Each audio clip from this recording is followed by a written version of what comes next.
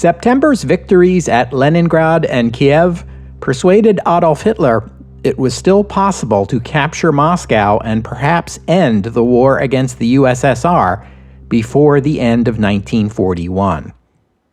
Welcome to the history of the 20th century.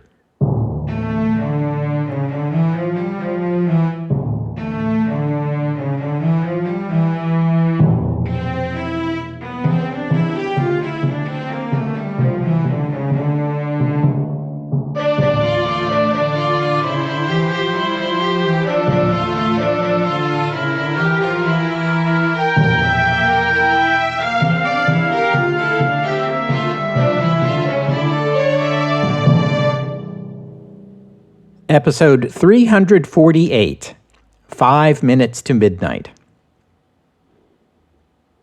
On October 3rd, 1941, Adolf Hitler returned to Berlin to deliver a speech at the Sportpalast. Now, I've mentioned the Sportpalast before, but I've never explained exactly what it was, so let me take a moment to remedy that. The Sportpalast is an indoor arena in Berlin. It was built in 1910. It seated 14,000, making it the largest indoor venue in the city. In the past, it had hosted hockey and ice skating, bicycle races, boxing matches, and beer festivals, this being Germany. During the Weimar Republic era, all of the major political parties, including the Nazis, hosted political rallies at the Sportpalast. Those other political parties were gone now, but Hitler and the Nazis still used it for that purpose. In years to come, the Sportpalast would host concerts by Louis Armstrong, Jimi Hendrix, and Pink Floyd. But I'm getting ahead of myself. This would be Hitler's first public speech since the one he gave at the successful conclusion of the Balkan campaign. He'd been holed up at the Wolf's Lair for 3 months, preoccupied with the war against the USSR, and his propaganda minister, Joseph Goebbels, expressed some concern over whether Hitler still had it after all this time with no public appearances. He needn't have worried. Hitler was as sharp as ever, declaring that the war was forced on Germany by a conspiracy of Democrats, Jewish people, and Freemasons, and that the invasion of the Soviet Union was a necessary preemptive strike made to prevent an attack on Germany. He told the crowd that the enemy is already broken and will never again rise up. The speech brightened spirits and raised morale, even as casualty figures on the Eastern Front were rising. Most people in Germany knew a family with a dead or wounded soldier, but when Hitler said the enemy was broken, most Germans took him at his word and accepted that the worst was over.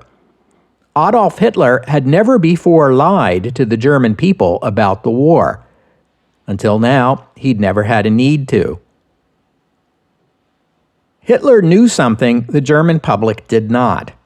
He had already issued Führer Directive No. 35, ordering the army to prepare for the final assault on Moscow by the end of September, codenamed Operation Typhoon. A couple of months ago, Hitler had overruled his military commanders when they recommended an assault on Moscow, but since then, things had changed. Army Group North was now at the gates of Leningrad, where it was waiting for the city to starve into submission. Army Group South had been stymied before the Ukrainian capital of Kiev until a panzer army borrowed from Army Group Center had succeeded in surrounding the city and forcing its surrender. Over 600,000 Soviet soldiers had been captured. An exuberant Adolf Hitler predicted that the southern end of the Russian defensive line had collapsed and that Army Group South could now proceed east to Kharkov, the second largest city in Ukraine, through the Donbass, and on to Stalingrad, against an opposition that would be hopelessly scattered and disorganized. With the objectives of Army Group North and Army Group South now within German reach, Hitler was ready to order Army Group Center to attack Moscow. Operation Typhoon began on September 30th, a couple of days before Hitler boarded his train to Berlin to give that speech. The opening moves of Operation Typhoon went well for the Germans. The German Second Army pushed east from Smolensk along the road to Moscow, while panzer units to the north and south advanced and encircled the defenders.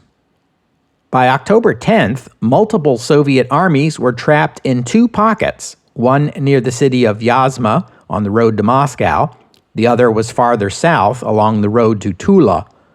Within these two pockets, more than 500,000 Red Army soldiers were trapped. The front before Moscow had been quiet for a month as the Germans focused their efforts on Leningrad and Kiev.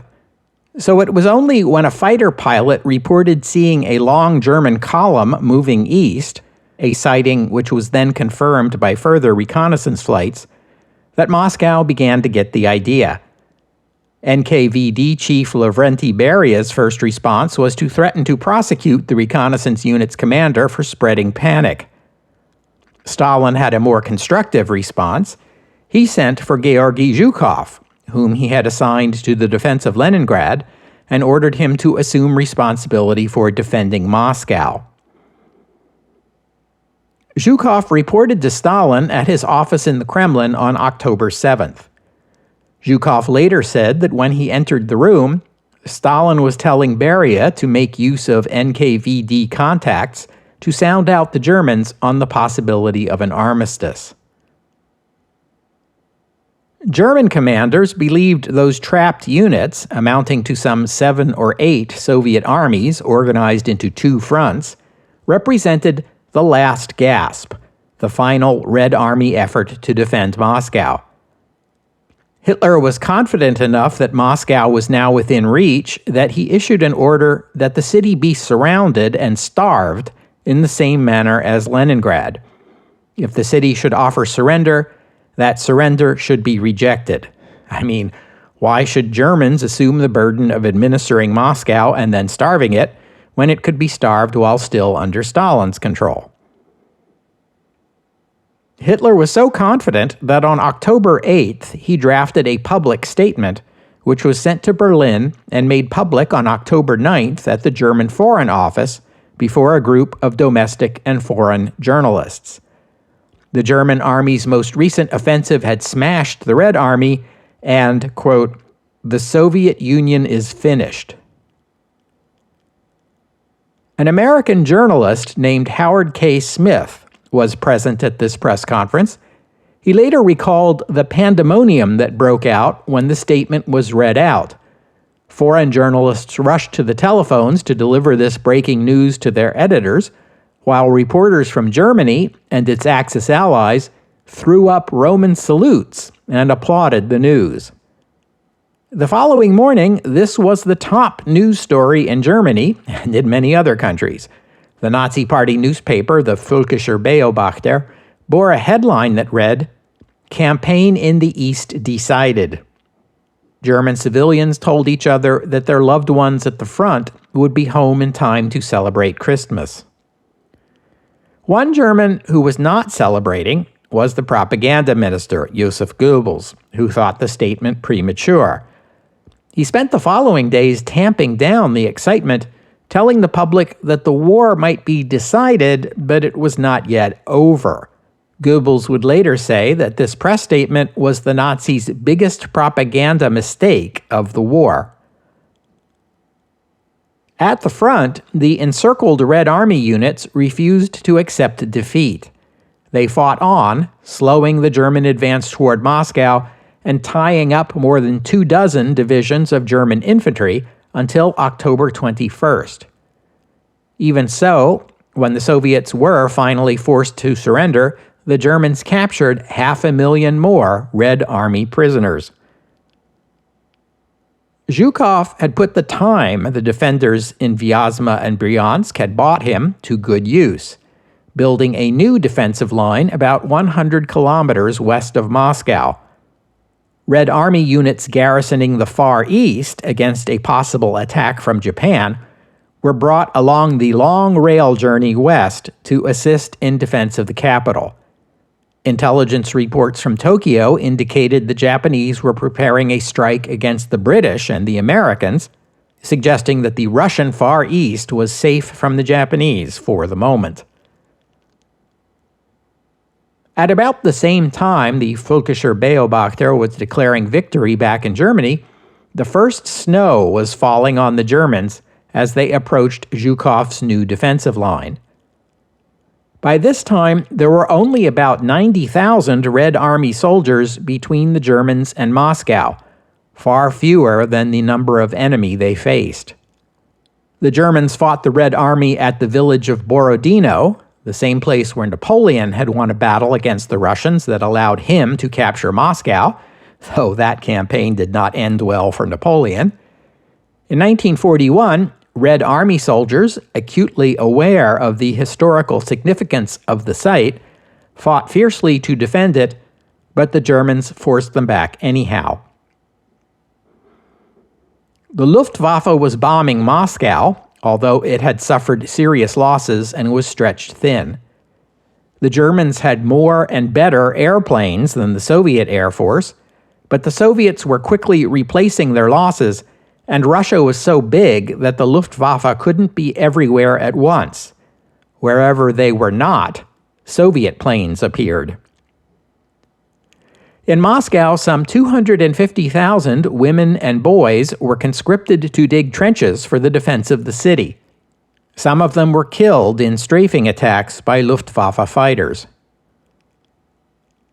In September, Stalin ordered the deportation of nearly 400,000 ethnic Germans living in Russia and Ukraine, known as the Volga Germans, to Siberia. As the Wehrmacht approached the capital, he ordered the process be accelerated. The NKVD also set to work rigging explosive charges on important sites in and around Moscow, including Stalin's dacha, so they could be destroyed before the Germans captured them. NKVD fighters were hidden in safe houses around the city, ready to begin a guerrilla resistance against German occupiers. At the front lines north of Moscow, German panzers captured the town of Kalinin, cutting off the northern rail line out of the city, and advanced on the canal connecting Moscow to the Volga River. South of Moscow, Guderian's panzers could not take Tula, so they circled east around the city, a pincer within a pincer, if you will.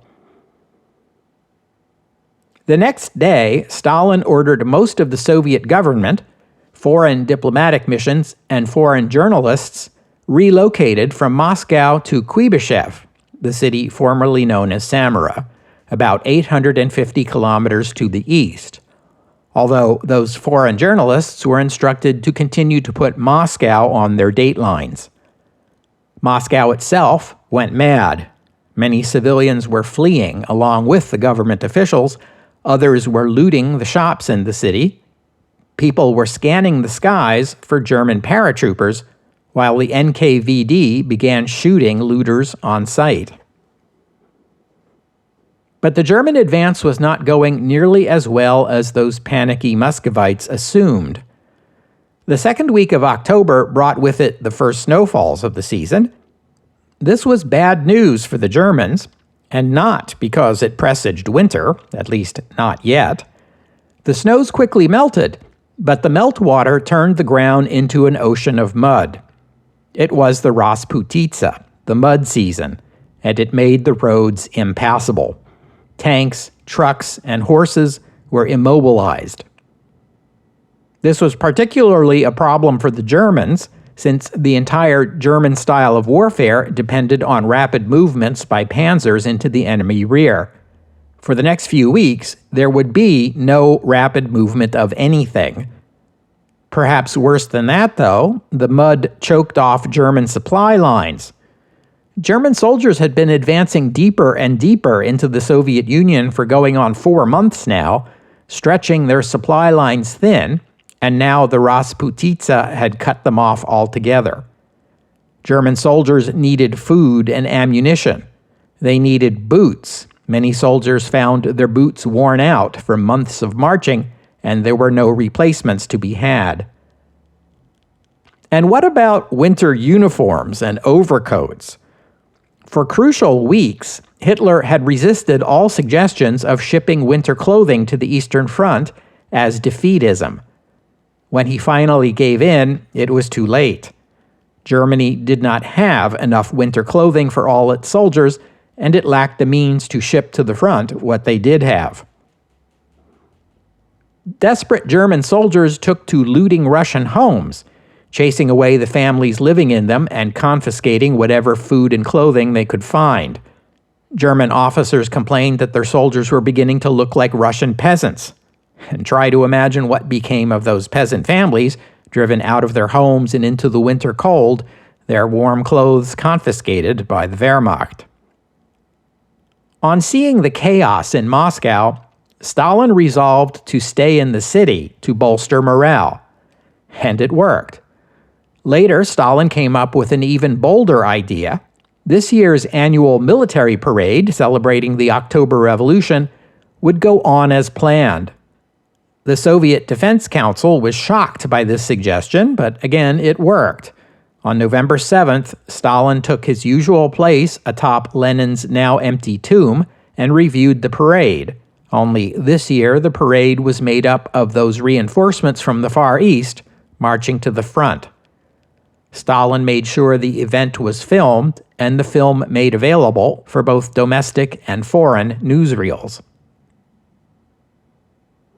The following day, Adolf Hitler was at his usual place in Munich, giving a speech to the old fighters on the anniversary of the 1923 putsch. Hitler boasted that never before in history had a nation as large as the Soviet Union been defeated so quickly. But unlike past years, Hitler ordered that this speech not be broadcast over the radio, perhaps a sign that he himself was not entirely convinced of the truth of his claims. By November 15th, Hitler was back at the Wolf's Lair. The rasputitsa was over because the mud had frozen. Hitler and his commanders ordered Army Group Center to resume the offensive and encircle Moscow. The commanders at the front thought these orders unrealistic. Marshal Bock pleaded with his superiors not to overestimate what his units were capable of. And, he warned, it was 5 minutes to midnight. What he meant by that was that his army group had only a narrow window of opportunity to complete the offensive before the Russian winter became too harsh to continue. When the cold came, his forces would need to hunker down and focus their efforts on holding on to what they had already taken. The Germans advanced once again, but Army Group Center was in no condition to replicate the sweeping panzer movements of the past summer, as temperatures fell to -20 Celsius. North of the city, panzers reached the Moscow-Volga Canal and even crossed it, but were then driven back by a Soviet counterattack. In the south, Guderian's panzers were approaching the Moscow River, although Tula stubbornly held out. The Germans advanced on the center of the front as well. Bock visited the front line and was able to make out the spires of the Kremlin through his binoculars. As the army advanced, Hitler returned to Berlin for an unpleasant duty, to attend the funeral of Ernst Udet.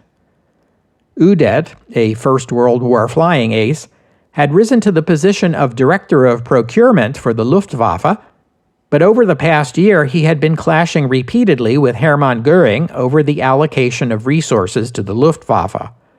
On November 17th, in despair over the sorry state of the Luftwaffe, Udet killed himself. The public was told that he had died bravely, test flying an experimental aircraft. Farther south on the front line, in Ukraine, Army Group South secured the Donbass. The Romanians finally took Odessa after an extended siege, and the German 11th Army was besieging Sevastopol, the Soviet Union's key naval base on the Black Sea. On November 21st, German panzer units racing along the northern shore of the Black Sea had captured the city of Rostov-on-the-Don, with its crucial crossing of the Don River. With the Black Sea now behind them, the road to the Caucasus and the oil fields Hitler coveted so much, The oil fields that he valued above the capture of Moscow now seemed wide open. But those panzers were overextended. The Red Army took advantage of the frozen river to counterattack, forcing the panzers to retreat and surrender the city. For the first time since Operation Barbarossa had begun, the German army had been forced to withdraw from a captured city and surrender it to the enemy. Hitler's reaction was a mix of rage and disbelief. He ordered that the retreat be canceled. Marshal Rundstedt, the commander of Army Group South, offered his resignation instead, which Hitler accepted. Hitler flew to the headquarters of Army Group South in the city of Mariupol in Ukraine to assess the situation for himself. He reluctantly concluded that Rundstedt had made the right decision, but did not restore him to his command.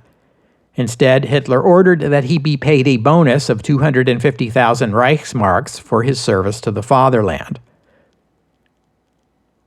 That setback in the South was nothing compared to what was about to happen to Army Group Center. By early December, its offensive had slowed to a crawl.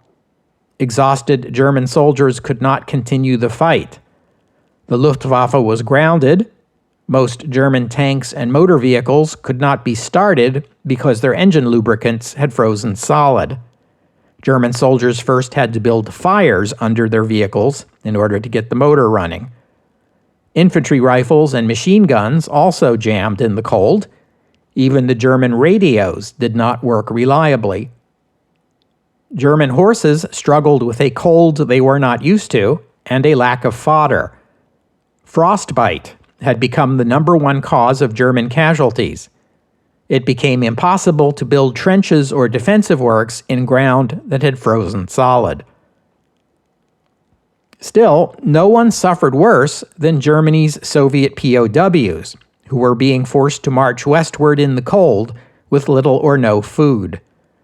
German guards thought it was funny to make the prisoners go for a morning run before beginning the day's long march. By December 1st, Moscow was within the range of German artillery. Aided by a surprise appearance by the Luftwaffe, the Germans began their advance toward the city. Zhukov put all his remaining reserves onto that front to oppose them. 3 days later, December 4th, the front line had stabilized. The temperature was -30. As fate would have it, the winter of 1941-42 would be even colder than the winter of 1939-40.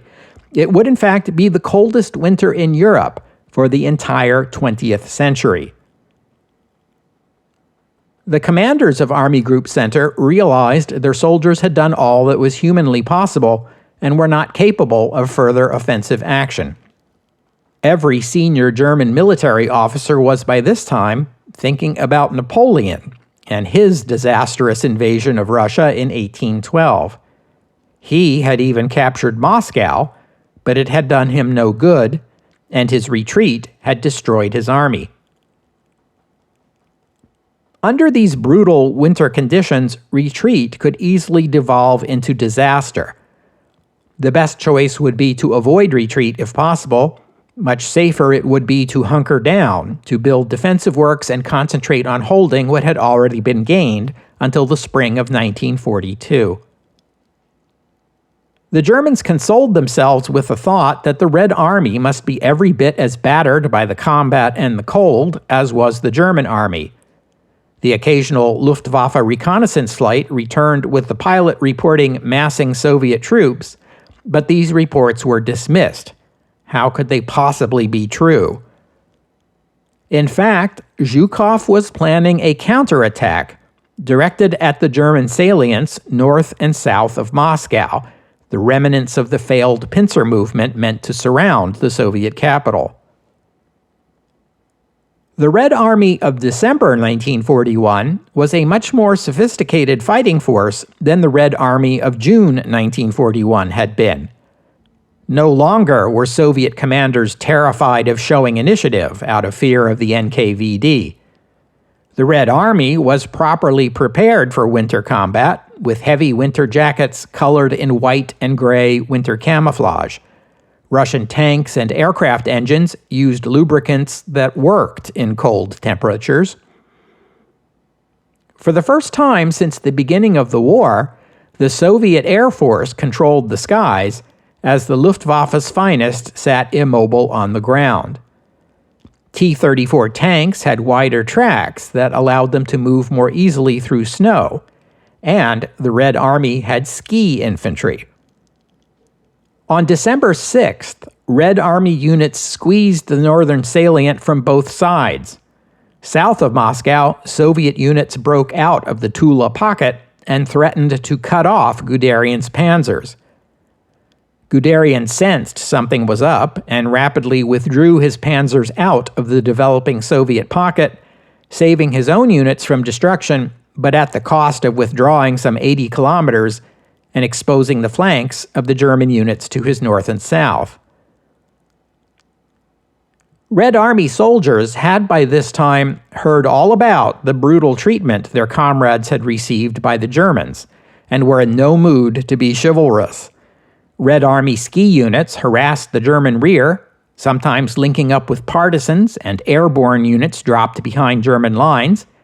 They destroyed German depots and attacked undefended artillery units. They took note of the pathetic German soldiers dressed like old women, in clothes stolen from old women, but felt no pity. They only wished that the weather would get even colder. Then came December 7th, and dramatic news from the other side of the world.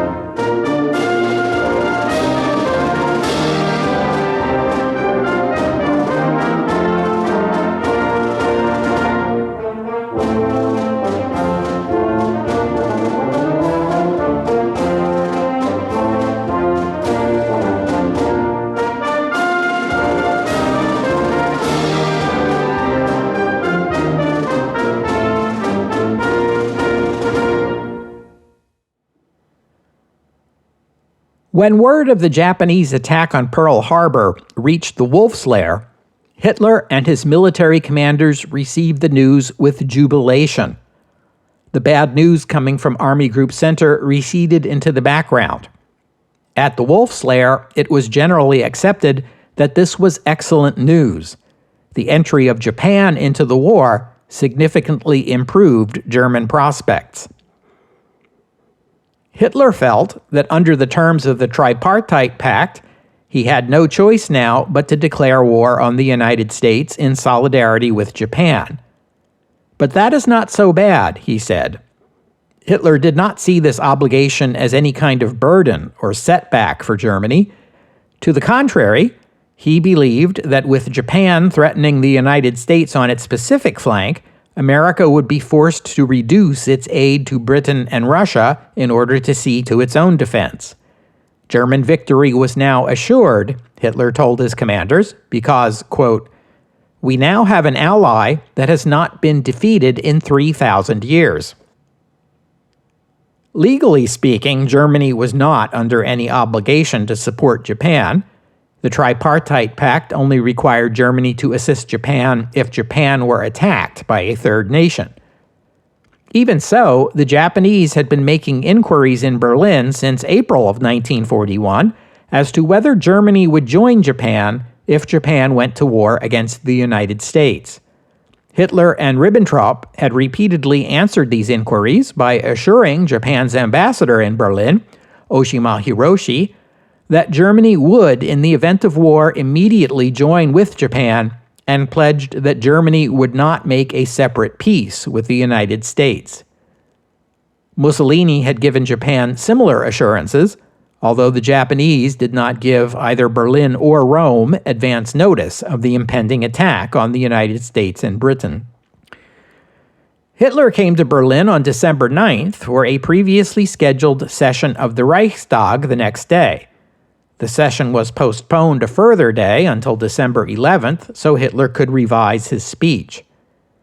That morning, at the Foreign Office, Ribbentrop met with Japanese Ambassador Oshima and Italian Ambassador Dino Alfieri to sign a joint declaration of war against the United States. That afternoon, the declaration was presented to the staff at the U.S. Embassy in Berlin.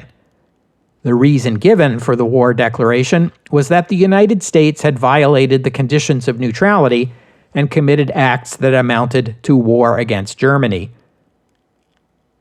Shortly afterward, the Reichstag met.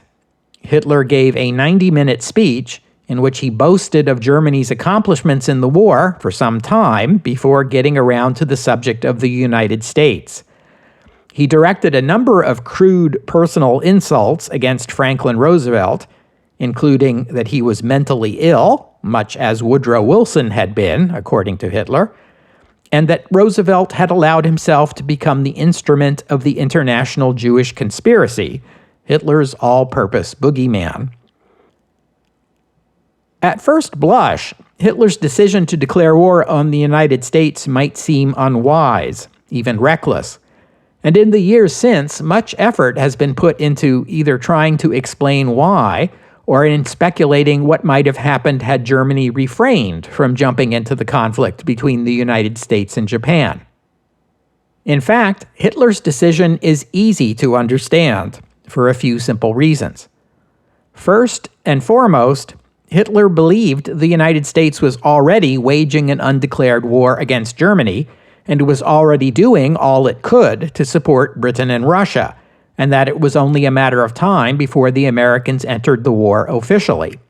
And he was probably right about that. In Hitler's view, the Americans had essentially weaponized their neutrality by making it impossible for German U-boats to attack shipping in the Western Atlantic. Those aid shipments headed for Britain or the USSR, which was now also getting Lend-Lease support from America. The Kriegsmarine had already been chomping at the bit for permission to attack U.S. Navy vessels and U.S.-flagged ships. Hitler finally gave them the go-ahead on December 8th, 3 days before the official declaration of war. Even so, some at the German Foreign Office recommended that it might at least serve German propaganda purposes better to wait for the Americans to declare war first. But Hitler dismissed this proposal. Great powers do not wait around for war to be declared upon them by others, as Ribbentrop put it. It may also have been that the disappointing campaign in the East, in which the USSR failed to collapse by Christmas as predicted, left Hitler eager for some means by which he could demonstrate that Germany, and he, had not lost their mojo. Second, the Soviet counteroffensive around Moscow had already begun, but at this point losses had not been too bad, and Hitler persisted in believing this must be the Soviet last gasp, because the USSR must be on the brink of collapse, and that Germany would finish off the Bolsheviks in 1942 at the latest. Nazi ideology told him so. He was entirely wrong about this, but did not yet know it. Also, Hitler believed that war with Japan would force the U.S. to direct its military resources to the Pacific, which would benefit Germany by reducing aid available for Britain or the Soviet Union, thus weakening Germany's enemies. Also, Japanese attacks on British holdings in the Pacific would further burden the Royal Navy and further reduce the threat from Britain. Third, Hitler seriously underestimated the United States. There is a quote from Hermann Göring, which he may or may not have actually said at about this time, that the Americans were very good at making refrigerators and razor blades.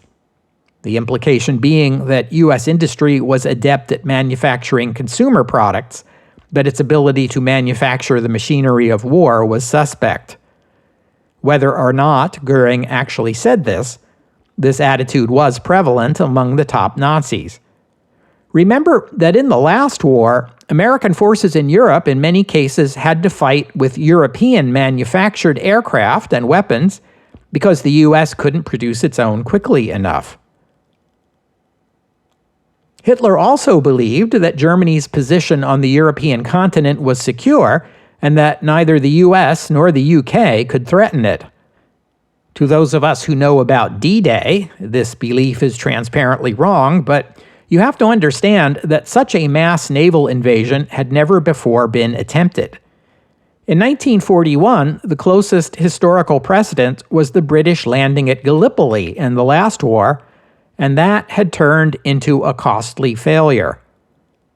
The conclusion taken from that experience was that naval invasions were expensive and risky, and it was not only Nazis who had drawn that conclusion. As for the historical counterfactual, what would have happened had Hitler refrained from declaring war on the United States? It is likely Hitler was correct in assuming that it was only a matter of time before the U.S. declared war on Germany anyway. It had done so in the last war, after a long delay. Roosevelt had already signed the Atlantic Charter, which committed the U.S. to the destruction of Nazism, and until war was declared, the U.S. would continue sending aid to Britain and Russia. And speaking of Russia, how goes that December Soviet counterattack that was just beginning as the U.S. entered the war? Much as I would love to tell you, we'll have to stop here for today. I thank you for listening, and I'd especially like to thank Tom for his kind donation, and thank you to Barry for becoming a patron of the podcast. Donors and patrons like Tom and Barry help cover the costs of making this show, which in turn keeps the podcast available free for everyone. So my thanks to them and to all of you who have pitched in and helped out. And it's that time of year again. The holidays are upon us, so let me just remind you that donations to and patronages of the history of the 20th century make the perfect holiday gift for me. If you'd like to become a patron or make a donation, you are most welcome. Just visit the website, historyofthe20thcentury.com, and click on the PayPal or Patreon buttons. The podcast website also contains notes about the music I use on the podcast. Occasionally it's my own work or something licensed, but usually the music you hear here is free and downloadable. If you hear a piece of music on the podcast and you would like to know more about it, including the composer, the performers, and a link to where you can download it, that would be the place to go. And while you're there, you can leave a comment and let me know what you thought about today's show. And I hope you'll join me next week here on the history of the 20th century. The intrusion of the Japanese attack on Pearl Harbor is forcing me to pause the European narrative for a time. We haven't looked at the situation in the Far East since episode 301, and there have been developments, obviously, so we'd better get caught up on those. Why do the winds and waves rage so turbulently? Find out next week, here on the history of the 20th century. Oh, and one more thing. One of the casualties of the Battle of Bryansk was a 22-year-old Soviet T-34 tank commander named Mikhail Timofeyevich Kalashnikov. This young man wrote poetry in his spare time. He was also a pretty good mechanic and engineer. He was in the hospital for 5 months. And during that time, he got an earful of complaints from his fellow patients, infantry soldiers, griping about the unreliability of their rifles. Kalashnikov decided he would try his hand at creating a better assault rifle. His early proposals were not accepted by the Red Army, but after the war, his designs became more sophisticated, especially the assault rifle he submitted in 1947, designated the Avtomat Kalashnikova 1947, that is, Kalashnikov's 1947 automatic, it became the standard issue assault rifle of the post-war Red Army, universally known by the shorthand name AK-47. Mikhail Kalashnikov died in 2013 at the age of 94. His AK-47 and its variants remain one of the most widely used assault rifles in the world, even in our time.